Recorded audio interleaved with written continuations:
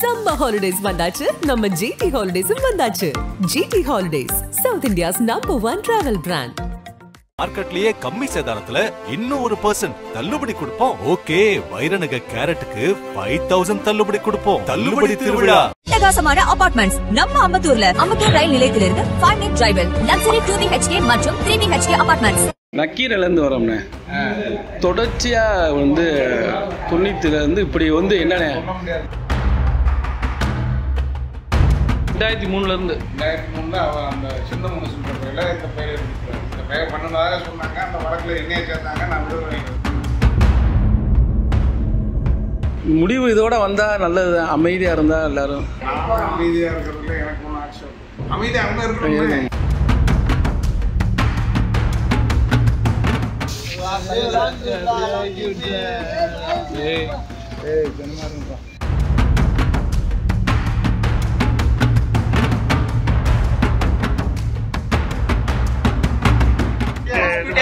பேசுங்கம்மா, என்ன டாவாங்க மண்டலத்தலை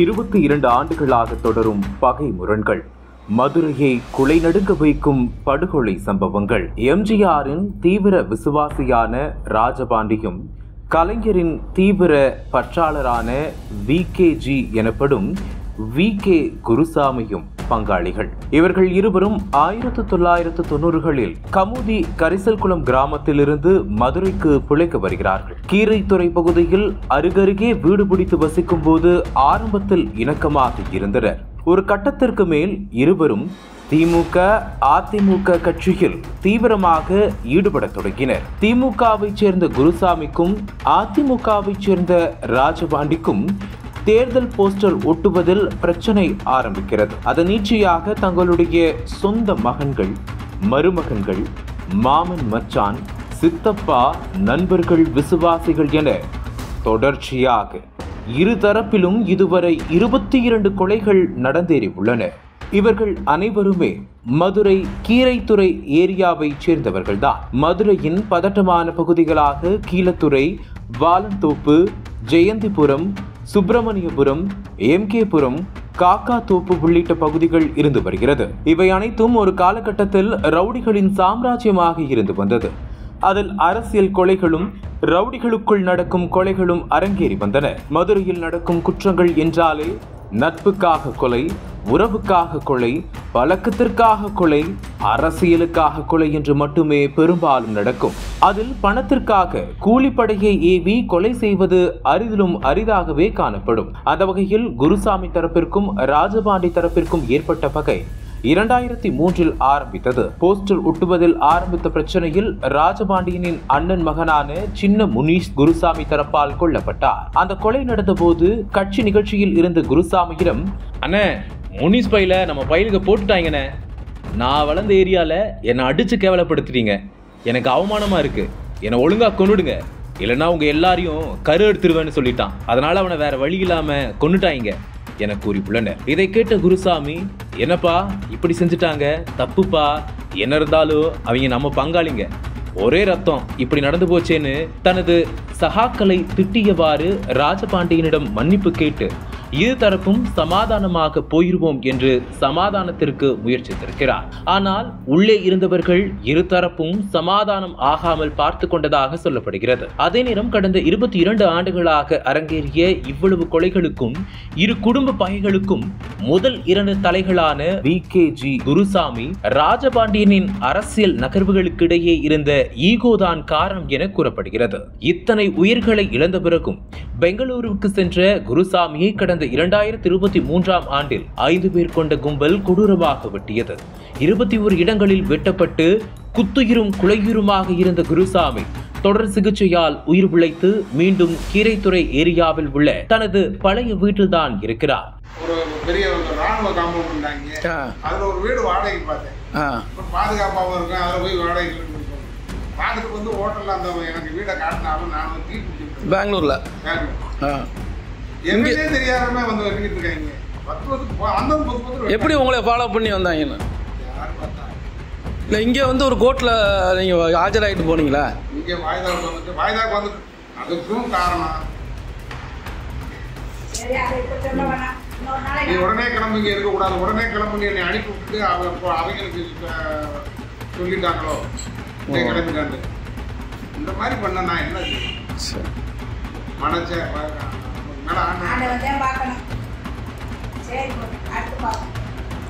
பெங்களூர்ல ஹோட்டல்ல இருக்கிறப்ப தான் அந்த இது நடந்தது. ஹோட்டலில் டீ குடிக்கிறோம், அங்கே இருப்பேன், அந்த ஹோட்டலுக்கு போய் டீ சாப்பிட்டு இருப்பேன். ஆனால் யாராவது டீ குடிக்கிறது வைக்கிறது காசு கொடுத்து அவங்களுக்கு ஒரு மாதிரியாக இருந்துச்சுன்னா என்ன பாங்க டீ குடிச்சியா காசு குடிக்குமா? அங்கே நீங்கள் எதிர்பார்க்கவே இல்லை. அங்கே இருக்கிற ஜனங்க பூரா நாங்கள் போய் வந்து காலையில் வாக்கிங் அங்கே இருக்கிற ஜனங்களை ஒரு 100 ஜனங்க முடியாது. அங்கே பெங்களூர் அப்படி அப்படி இங்கே வந்து என்னை வந்து பார்த்து அழுது அதாவது சாட்டி முட்டு கோயிலுக்கு நான் கோயிலுக்கு என்ன. இதனிடையே ஒரே குடும்பத்திற்குள் ஒரே உறவுக்கும் இவ்வளவு இழப்புகளை சந்தித்து விட்டீர்களே, இந்த பகை எப்போதுதான் முடியும்? இதற்கு என்னதான் தீர்வு என்பதை கண்டறிய நக்கீரன் முயற்சி எடுத்தது. முதலில் விகேஜி தரப்பினரிடம் பேச முயற்சி எடுத்தோம். அதற்காக அந்த பகுதியில் உள்ள கவுன்சிலர்கள், காவல்துறையைச் சேர்ந்த நண்பர்கள், சமூக ஆர்வலர்கள் என அனைவரிடமும் பேச வேண்டும் என்று எவ்வளவோ முயற்சி எடுத்தும் எதுவும் சாத்தியமாகவில்லை. அந்த ஏரியா முழுவதும் சிசிடிவி கேமராக்களை வைத்து ஆய்வு செய்யப்படுவதால் காவல்துறை இதற்கு அனுமதிக்காது என்று எங்களுக்கு பல தரப்பிலிருந்தும் தகவல்கள் வந்தது. எப்படியாவது அவரிடம் பேச வேண்டும், இரு குடும்பமும் சமாதானம் ஆக வேண்டும். அதற்கு சாத்தியம் இருக்கிறதா என்பதை கண்டறிய நமது நக்கீரன் நிருபர் இருசக்கர வாகனத்தில் ஸ்பாட்டிற்கு சென்றார். அப்போது அங்குள்ள ஒரு கடையில் இருசக்கர வாகனத்தை நிறுத்திவிட்டு, அண்ணா விகேஜி வீடு எங்க தானே இருக்கு என கேட்டார். அதற்கு இறுகிய முகத்துடன் பதிலளித்த டீ கடைக்காரர், ஏன் உங்களுக்கு நேரம் சரியில்லையா? ஏன் தம்பி அவங்க பேரை கேக்குறீங்க? வேற வேலை இருந்தா பாருங்க தம்பி, பத்திரிகையாளர்னா செய்தியோட நிப்பாட்டிக்கோங்க. ஏரியாக்குள்ள வந்து அவர் வீட்டு எதுக்கு கேக்குறீங்க? இந்த டீ கடைக்கு எதிர்த்தாப்புலயே ராஜபாண்டியான வீடு இருக்கு. இந்த ஏரியாவே கொஞ்சம் டெரரான ஏரியா தம்பி, தேவையில்லாம தீக்குள்ள விரல வைக்காதீங்க, போங்க தம்பி என தெரிவித்தார். அதற்கு அதுக்குள்ள நாங்க பேட்டி எடுக்க தான் வந்தோம் என கூற, அங்க பாருங்க போலீஸ் விகேஜி வீட்டுக்கு எதிர்த்தாப்புல தான் நின்று இருக்காங்க, அவங்க கிட்ட போய் கேளுங்க என்றார். அப்போது அந்த ஏரியா பகுதியைச் சேர்ந்த சமூக ஆர்வலர் ஒருவர், வாங்க நான் கூட்டிட்டு போறேன், விகேஜி எனக்கு நல்லா தெரியும், நீங்க நல்ல எண்ணத்துல வரீங்க, வாங்க போய் கேட்டு பார்ப்போம் என கூட்டி சென்றார். ஆனால் போலீஸ் தரப்பு நக்கீரன் நிருபரை தடுத்து நிறுத்தியது. இந்த சூழலில் விகே குருசாமியின் உறவுக்காரரிடம் அந்த சமூக ஆர்வலர் பேசி, அண்ணா நக்கீரன்ல இருந்து வராங்க, பேசணும்னு சொல்றாங்க, கொஞ்சம் விகே குருசாமி கிட்ட பேசணும்னு நினைக்கிறாங்க, பேச வைக்க முடியுமா என கேட்டுள்ளார். இந்த தகவல் விகே குருசாமியின் காதுக்கு செல்லவே, அப்படியா, நானும் ரொம்ப நாளா பத்திரிகையாளர்களை பார்க்கணும்னு நினைச்சேன், பேச வர சொல்லுங்க தம்பி என்றார். ஆனால் வழிமறித்த போலீஸா, எங்க அனுமதி இல்லாம உள்ள பேசக்கூடாது, இப்பதான் அவரோட உறவுக்கார பையன் காளீஸ்வரனை வந்து வெட்டி இருக்காங்க, அதை பத்தி விசாரிச்சுட்டு இருக்கோம், இப்ப நீங்க தேவையில்லாம பேட்டி எடுத்து பிரச்சனை பெருசாக்காதீங்க என தடுத்து நிறுத்தினர். அப்போது வெளியே வந்த விகே குருசாமி, நான் ஒன்னும் பெருசா சொல்லல, என் மனசுல இருக்க சில விஷயங்களை சொல்றேன், நான் உங்க போலீஸ் தரப்புக்கு எதிரா எதுவும் சொல்ல மாட்டேன், பயப்படாதீங்க, நீங்க வாங்க தம்பி என நக்கீரன் நிருபரை விகே குருசாமி உள்ளே அழைத்து சென்றார். இதனிடையே போலீசாரும் நிருபரிடம் விவரங்களை வாங்கிக் கொண்டனர். ஒரு வழியாக விகே குருசாமியிடம் பேச தொடங்கிய போது, எல்லா விஷயத்தையும் என்னால சொல்ல முடியல தம்பி, சொல்ல முடியாத நிலைமையில இருக்க, நான் வந்து அரசியல்ல கலைஞரோட வெறியன், 1990ல இருந்து கட்சி அறிவிச்ச பல்வேறு போராட்டங்கள்ல கலந்துகிட்டு சிறைக்கு போனேன். 2003ல கொலை சம்பவம் நடக்கிறப்ப கூட எனக்கு தெரியாது, அந்த முனிஸ் தம்பி என் மேல அன்பாதான் இருக்கும், அவங்க மாற்று கட்சியா இருந்தாலும் எங்க உறவுக்காரங்க, அதனால நான் பெருசா எடுத்துக்க மாட்டேன். ஆனா இந்த சம்பவம் நடக்கிறப்ப நான் ஒரு மீட்டிங்ல இருந்தேன், எனக்கே இந்த சம்பவம் தெரியாது, என் கூட இருந்த பசங்க ஏதோ ஒரு அடிதடி பிரச்சனையில மோதும் போது அந்த பையன் இறந்துட்டான், அது எனக்கு ரொம்ப வருத்தம் தான். ஆனா அதுக்கப்புறமா நான் வந்து எவ்வளவோ முறை சமாதானம் பண்ண முயற்சி எடுத்தேன், ஆனா இரு தரப்புல இருந்துமே சில பேர் எங்களை சமாதானமாகாதபடி பாத்துக்கிட்டாங்க, இந்த பிரச்சனையை ஊதி ஊதி பெருசாக்கிட்டாங்க. அதே நேரத்துல இந்த போலீஸ் தரப்பு எனக்கு எதிராக செயல்பட்டுச்சு. அதிமுக ஆட்சியில என்னை குண்டர் சட்டத்துல கைது பண்ணாங்க. திமுக ஆட்சி வந்ததுக்கு அப்புறமா எனக்கு பெருசா ஒன்றும் சப்போர்ட்டும் இல்லை, இருந்தாலும் நான் கட்சிக்காக நிறைய உழைச்சிருக்கேன். இந்த ஏரியா வந்து அதிமுக கோட்டை, அதையெல்லாம் முறியடிச்சு திமுகவை தொடர்ச்சியா ஜெயிக்க வச்சேன். நானும் திமுக மண்டல தலைவர்னு கலைஞர் என்ன பெயர் சொல்லி தான் கூப்பிடுவாரு. என் மகனுக்கு 5 வயசு இருக்கும்போது அப்பா கலைஞரை பார்க்கணும்னு ஆசையா கேட்டதால அறிவாலயத்துக்கு கூட்டிட்டு போனேன். கலைஞர் என் மகனை வாழ்த்தினாரு. அந்த பையன்தான் இப்போ மறைஞ்சு வாழ்றான். எனக்கு மனசு கஷ்டமா இருக்கு தம்பி, என்னால தாங்கிக்கவே முடியல என தெரிவித்தார். வி.கே. குருசாமியிடம் தொடர்ந்து பேசிக் கொண்டிருந்த போது கீரைத்துறை இன்ஸ்பெக்டர் கோட்டைசாமி உள்ளே வந்தார். சார், நீங்க பேசுறத நிப்பாட்டுங்க, தேவையில்லாத பிரச்சனை வந்துடும். நாங்க முதல்ல விகேஜி கிட்ட தனியா பேசணும் என கூறி ஒரு அறைக்கு போக சொல்லி கதவை பூட்டி விட்டார். அப்போது சார், நாங்க லைவ்ல தான் இருக்கோம், எங்க ஆபீஸோட லைவ்ல இருக்கோம், நீங்க இப்படிலாம் செஞ்சீங்கன்னா பிரச்சனை பெருசாகும் சார் என நிருபர் கூறியிருக்கிறார். அதனால் சற்று பின்வாங்கிய போலீசார் நீங்க முதல்ல வெளியே போங்க சார் என நிருபரை துரத்துவதிலேயே குறியாக இருந்தனர். கடைசியாக அங்கிருந்து செல்லும் போது இதுக்கு என்னதான் முடிவு, எல்லாரும் அமைதியா இருந்தா நல்லது தானே என நக்கீரன் நிருபர் கேட்டார். அதற்கு பதிலளித்த வி.கே. குருசாமி, முடிவு இதோட வந்தா நல்லது, அமைதியா இருந்தா எல்லாரும் அமைதியா இருக்கிறதுல எனக்கு ஒன்றும் ஆக்ஷன், அமைதியா அங்கே இருக்கிறோம். எத்தனை வட்டம் உயிர் பலி கொடுத்துட்டே இருப்பாங்க, வயல்களுக்கு சொல்ல முடியாது இல்லையா. நான் இவங்க சத்தம் போட்டு விரட்டி விடுறதுனாலேயே தான் செத்து போனாங்களோ என்னடா. அதுக்கு காரணம் இவங்க வயல் வாக்கில் இருந்தா நான் தப்பு பண்ண விட மாட்டேன். சாப்பிட்டு பேசாம இருக்கிறேன், தண்ணி அடிக்க கூடாதா, கஞ்சா குடிக்க கூடாதான்னு பையன் எனக்கு பயந்துக்கிட்டே அந்த பயிலுக்கு வரல வரமாட்டேங்க. இறுதியாக நக்கீரன் மேற்கொண்ட இந்த முயற்சிகள் குறுகிய நேரத்தில் எடுத்த பேட்டியுடன் வி.கே. குருசாமி வீட்டில் இருந்து வெளியேறினோம். 2003 இருந்து 2003 அவ அந்த சின்ன மனுஷன்ற பயில இந்த பயிரை பிடிக்கிறாங்க. இந்த பயிர் பண்ணதாக சொன்னாங்க. அந்த வழக்குல என்னைய சேர்த்தாங்க, நான் விடுதலை வாங்கிட்டு வந்தேன், ஹைகோர்ட்லயும் விடுதலை. அந்த தம்பி நான் என்ன சொல்றேன், அதுக்கு அடுத்து அந்த பையன்லாம் என்னை பார்த்தா அவனும் மரியாதை வைப்பாங்க. ஏன்னா வேலைக்கு என்ன பண்ணி வளருமடா அழிஞ்சிருமடா அப்படின்னு ரெண்டாவது அதை காம்ப்ரமைஸ் பண்றதுக்கு நான் முயற்சி பண்ணுறேன். காம்ப்ரமைஸ் பண்றதுக்கு முயற்சி பண்ணுறேன். ட்ரையல் வர்ற நேரத்தில் அது தெரிஞ்சு அப்போ கஷ்டத்தில் இருந்துச்சு. அப்போ ரொம்ப கஷ்டமா இருந்தாங்க. ஏதாச்சும் ஹெல்ப் பண்ணிடுவோம் பொது அளவுக்கு பேர் சொன்னேன். அது அந்த 2003 இந்த நம்ம பையன் எலெக்ஷன் நான் வேலை பார்த்ததுனால ஒரு 52 ஓட்டில் என்னோட சாயந்தரம் தகராறு பண்ணிட்டேன். அவன் புரியாம தகராறு என் கட்சிக்கு தான் நான் பார்க்க முடியும். நீ கம்யூனிஸ்ட் தான் நீ எது வேலை பார்க்காங்க போடா கிடையாது.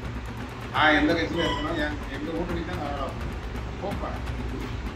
அதில் ஆரம்பம் இருந்துச்சு. அது மக்கள் எல்லாம் ஏரியா மக்கள் பூராமே அண்ணன் கூட சண்டை விட்டாம அண்ணன் கூட சண்டை விட்டாங்க அப்படின்னு அப்படியே மாற்றிடுச்சு. இல்லாட்டா 1000 ஓட்டில் கூட ஜெயிச்சு 1000-2000 ஓட்டில் அப்போவே ஜெயிச்சு. அந்த பகை அப்படியே வளர்ந்துருச்சு. இல்லை அந்த பையன் மிஸ்டேக்கு, அந்த பையன் சொல்றதுல அது அப்படி தொடர்ச்சி அரைமுகமாக சில உதவிகள் செய்யறது போகிறது வர்றது இந்த மாதிரி ஆதரவு இந்த மாதிரி சொல்கிறாங்க.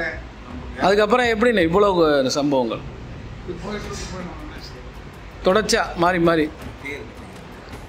பேரு அது இல்லை இது இப்போ வரையும்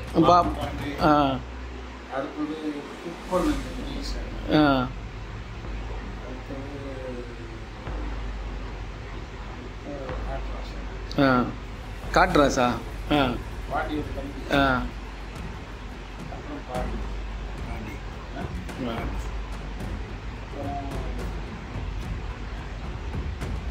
சடையாண்டி அது பாவம் அந்த ஊர்ல இருந்து சரிங்க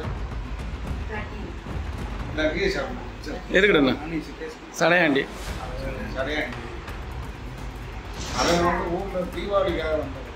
நாங்கெல்லாம் ஜெயில இருந்தோம். செய்யறது இவங்க தவறுகளா பாண்டியெல்லாம் ஒரு தப்பும் பண்ணலப்பா. அவங்களுக்கு எதிரியாக்கி அவர் காலம் தான் எங்களை சத்தம் பண்ணி வைவார் பாண்டி. அந்த பையன்லாம் பாவம் இப்போ வரையும் தேர்தல் அன்னைக்கு போடுறாங்க. அவர் தம்பி கேஸுக்கு அவர் கம்ப்ளைண்ட் சாட்சி சொல்லிடுவாரு. சாட்சி சொன்னா தண்டனை வந்துடும். அவங்க எத்தனை தடவை சிறைக்கு போயிருக்கீங்க? கட்சிக்காக இளைஞர் இதுக்காக நிறைய போயிருக்கேன். சட்ட அறிப்பில் 62 நாள் சட்ட அறிப்பில் இருந்தோம்னா பிடிஆர் என்ன அண்ணன் தென்னரசன்னா அண்ணா சிலையில் சார். அப்போ அந்த சட்டை இருக்குல்ல, கிட்டத்தட்ட ஒரு 50-60 பசங்க இளைஞர்களாக என் கூட வந்தாங்க. தம்பி கட்சிக்கார தம்பிலாம் அந்த அன்னைக்கு நிலைமையில திமுகவுக்கு அவ்வளவு இளைஞர்கள். ஆமா, அது 62 நாள் இருந்தோம் சட்டை. அதில் இருந்துதான் நான் ஆரம்பிச்சேன் கட்சி. ஓ, திமுக இங்கே மண்டல தலைவர் ஆகிறீங்க. தாவூது மாவட்ட செயலாளர். அது எந்த வருஷம்? மாமா வந்து நாம் துருதுருப்பாக கட்சி வேலை பார்க்க சொல்கிற வேலையெல்லாம் துருதுருப்பாக பார்க்கறதுனால என் மேலே ரொம்ப பாசம். எனக்கு எதுனாலும் முடியாது, நேரடியாக வந்து என்ன எதிர்பார்ப்பேன். அதுக்கப்புறம் அப்படியே இந்த வட்ட செயலாளர், மாவட்ட பிரதிநிதி, அப்புறம் இதில் தொண்டர் கொடையில் மாவட்ட துணைத் தலைவராக போட்டார். அவருக்கு எங்களுக்கு எலெக்ஷனில் நான் மாவட்ட பிரதிநிதி ஜெயிச்சு வந்தேன், மாவட்ட எலெக்ஷன். அப்போ நாங்கள் அப்போ அணி 2 குரூப்பாக இருந்து ஜெயிக்கிறது கூட நான் வேலை பார்த்தாலும் ஜெயித்தேன். இந்த பகை எப்படி ஆரம்பிக்குதுண்ணே? இந்த பகை ஆரம்பிச்சது வந்து அவங்களுக்கு எனக்கும் பகையே இல்லை. எனக்கே எதுவுமே தெரியாது. எனக்கே தெரியாம அவங்களா கிடப்புல தண்ணி அடிச்சுட்டு சண்டை போட்டுப்பாங்க. சின்ன முழுசுன்ற வெள்ளக்காளியோட அண்ணன், அந்த தம்பியை பார்த்து அவன் நிறைய பையங்களை வச்சுக்கிட்டு அவன் சாராயம் வச்சுருந்தாங்க. இங்கே சாராயம் வைக்கக்கூடாது, அங்கனக்குள்ள வைக்கக்கூடாது, தள்ளி சரி மாட்டு தள்ளி ஆகிட்டு போயிட்டாங்க. கேட்டு தான் அதெல்லாம் சும்மா சொல்லக்கூடாது. இப்போ வந்து பிரச்சனை இருக்குது. ஆரம்பத்தில் நான் எதுவும் சொல்ல முடியாது. ஆரம்பத்தில் வந்து அவங்க எல்லாம் அவங்க வேலையை பார்த்தாங்க. நான் அந்த ராசபாண்டின்னு ஒரு பையன், அவங்க வீட்டில் அந்த பையனோட சித்தப்பா, அதான் அதிமுக கட்சியில் வளர்ந்து வந்து அவங்க வந்து திமுக காரவங்க செல்லூர் ராசுவே என் கார்பரேஷன்ல கேட்பார். நான் கவுன்சிலராக இருந்தேன், நகரமைப்பு தலைவர். அப்போ 96 செல்லூர் ராசு கவுன்சிலர், எதிர்கட்சி தலைவர். செல்லூர் ராசு பேசுவார் மாமன்றத்தில். ஊழல் பேச ஆரம்பிச்சாருன்னா, நிப்பாட்டுங்க ராசு, நீங்கள் அதை சொல்லக்கூடாது, ஊழல்னு சொல்கிற அந்த எழுத்து அந்த வார்த்தையை சொல்கிறதுக்கு உங்களுக்கு தகுதி இல்லை. ஏன்னா உங்கள் தலைவர் மேலே அந்த கேஸ் போட்டிருக்கோம், அந்த கேஸ் நடக்குது, அந்த கேஸில் என்ன ஆகுதுன்னு பார்த்துட்டு அப்புறம் பேசுகிறாருன்னு கேள்வியாகவே நான் பேசுவேன். அப்போ வெளியே வந்து கூட கேட்பாரு, நீ பேசவே விட மாட்டேங்கிறீங்க. ஆமாம், அவங்கள பேசுறதுக்கு நாங்கள் வேணால் வேடிக்கை பார்க்க முடியும் அப்படின்னு அவருக்கு சந்தேகம் பேசுவோம். அப்போ வந்து மாநகராட்சி மன்றத்தில் நான் இருக்கிறப்போவும் ரொம்ப வேகமாக நடக்கும். பொதுமக்கள் வந்து குறை சொல்லிட்டாங்கன்னா அந்த நிமிஷமே அதை சம்மந்தப்பட்ட தெரியும், எல்லாத்துக்கும் தெரியும், சம்மந்தப்பட்ட அலுவலர் இங்கே வரணும். நீ வர்றியா, நான் வரவாப்பா. இப்போ ஜனங்க வந்து நின்றுக்கிட்டு இருக்க வந்து வேலையை பார்க்குறேன், செஞ்சு முடிச்சு கொஞ்ச நேரம் முடிச்சுட்டு வேலையை முடிச்சுட்டேன்னு சொல்லுவேன். தண்ணிக்குள்ளே உடஞ்சிருச்சா உடனே பாருங்க. என்ன வேலை சொன்னாலும் இம்மீடியட்டாக அந்த இடத்துக்கு போய் நின்று அந்த இடத்துல நின்று அப்புறம் எப்படி இந்த அளவுக்கு ஒரு வேலையை பார்த்து முடிச்சு கொடுத்துட்டு வந்தேன். ஜனங்க பெரிய என்னை பிள்ளை மாதிரி பார்த்தாங்க. ஜனங்களை மறக்கவே முடியாது. நான் இருக்கிற காலவரையும் நான் மறக்கிறேன். ஏன்னா அதிமுகவுக்கு முழுமூச்சா வேலை ஓட்டு போட்டாங்க இந்த பகுதியில். இந்த வாண்டிலே நான் ஜெயிச்சேன். பெரியவர் முனிசாமி வந்து அவர் மரம் இறந்துட்டாலும் இங்கே ஒரு வழியில் உறவுக்காரர் கூட அவர் ஒரு வேகமான அரசியல்வாதி. அவர் கட்சியில் அவர் திமுகவே இருக்கக்கூடாதுன்னு நினைக்கிறார். அவர் அப்படி நினைச்ச அரசியல். திமுக இருக்கக்கூடாது ஏன்னு சொல்லுவீங்க, நாங்கள் அதுக்காக திமுக வேட்டி கேட்டாங்க. நாங்கள் இப்படியே தான் நாங்கள் வளர்ந்து வந்தோம்னா கூட்டம் போடுவது. அவர் ஒரு கூட்டம் போட்டால் நான் ஒரு கூட்டம் போடுவேன், அவர் ஒரு நிகழ்ச்சி நடத்துகிறேன், நான் ஒரு நிகழ்ச்சி. இப்படியே படிப்படியான இந்த பகை வளர்ந்தது காரணம் என்ன? அதான் சொல்லுங்க. அது தெரியும். பேராசிரியர் கொடுப்பேன் இல்லை, கலைஞரே கூட்டு வந்தீங்க இல்லை? இங்கே அண்ணன் தளபதியாரே வந்து கொடி ஒரு வார்டுக்கு 1 கோடியாக இருக்கும்போது நான் 11 கோடியாக இருந்தேன். அண்ணன் ஐயாமொழி அண்ணன் மேலே பாசமாக இருக்கு. அதுக்கு 100 ரூபா வாங்கிட்டு இருக்கேன். 5000 ரூபா என் வாட்ஸ்அப் அதெல்லாம் நான் நினைச்சு பார்க்குறேன். சரி, கட்சி வந்து இந்த பிரச்சனை வர்றப்போ உங்களை கூப்பிட்டு பேசலையா? அது நான் என்ன ஆரம்பத்தில் இவங்க நம்ம கூப்பிட்டு நான் இதை காம்ப்ரமைஸாக ராசிப்படுத்தி விட்டுருங்க, வேண்டாம், இது வளர்ந்து போகும், பையங்க வளர்ந்து சின்ன பையனுக்கு சொல்றது கேட்காம மாறி பிரச்சனையாகி போயிட்டா. நக்கீரன் டிவிக்கு சப்ஸ்கிரைப் செய்யுங்கள். உங்கள் ஆதரவே எங்கள் பலம். ஆசிரியர்களுக்கு நண்பனாகவும் மாணவர்களுக்கு ஆசானாகவும் திகழும் தேர்வு வழிகாட்டி. ஒவ்வொரு பாடத்திற்கும் அனுபவமிக்க ஆசிரியர்களின் துல்லியமான தெளிவான விடைகள். CNC இருக்கு, தேர்வு பயம் எதற்கு? இது தீரன் பப்ளிஷிங் ஹவுஸ் விற்பனை வெளியீடு.